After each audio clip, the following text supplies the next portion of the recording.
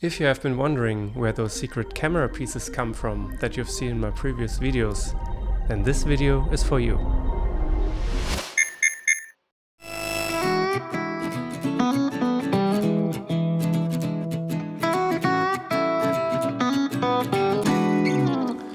Today is another awesome day because SmallRig sent me a package, and it's not a regular order, it's a custom piece that they made for me, so let's check it out.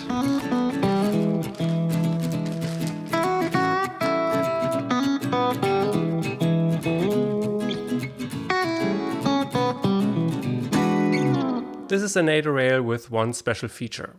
It has a single screw hole and a rubber pad. All the other NATO rails that you can get either have ARRI locking pins or they have a longer slot for multiple screws. But in my case, I want to attach a NATO rail to a monitor with just one simple 1/4-inch screw. And since those other rails didn't work for me, I thought there's gotta be a better way. And the reason why I'm a big fan of SmallRig is that they have the DreamRig program. You can suggest new pieces and they will make those for you for free. It's really true, and I have done it several times, and if you've been watching my videos, you've seen some of these pieces. I had them make a special beam for my dual handle Gimbal rig, which is a bit shorter than the original one, to compensate for the size of the expansion port of the DJI Tethered control handle. They also built a special piece for the gimbal base plate so that I can attach my monitor to it. I once needed a cold shoe rod mount that is 90 degrees rotated compared to the original one, and actually my first piece was this cold shoe mount for the Ronin SC gimbal.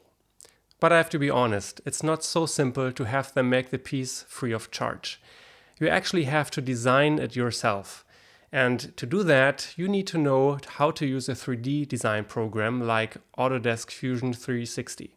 I'm sure there are many tutorials if you want to learn this. In case of this NATO rail, I looked up the official specifications, then I drew the outline on a sketch, and then I extruded the area to create a volume. And then I added rounded corners and the screw hole plus thread. And finally, I added the rubber pad. Then I exported everything to the step format and sent it over to SmallRig with some screenshots and an explanation why I need this. SmallRig responded that one of their designers will take a look at it, and then after a couple of weeks they responded with a couple of images of their revised model. To be honest, sometimes I'm not sure if they really took my model and changed it, or if they took mine as a reference only and created one from scratch. Anyway, this one looked great to me, so I confirmed it. And then it took a couple of months until they said they had a prototype that they wanted to send me, and here we are today. I had a case where the model was a bit more complicated than this, so they sent me a 3D print first.